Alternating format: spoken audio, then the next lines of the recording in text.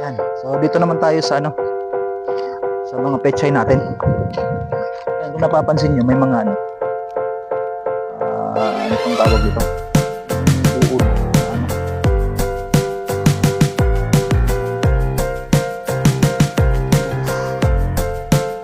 So ano siya?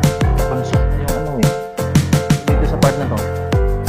Maraming dahon ng mabagsak yung dahon ng nara.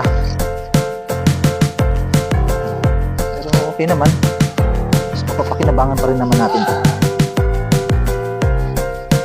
Ayan, ito yung parang hindi lang paglaki. Sobrang dahon na bumabagsak.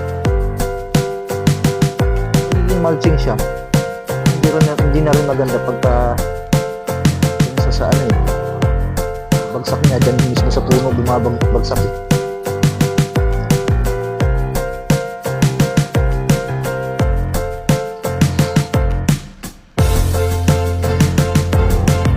Yan lang ating nagawa dito sa natin. Rin yung exercise natin.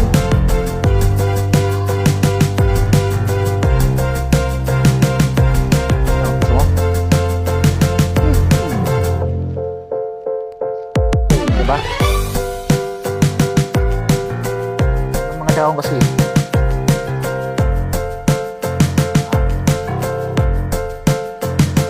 okay. So pechay, adjust natin to sa susunod na araw.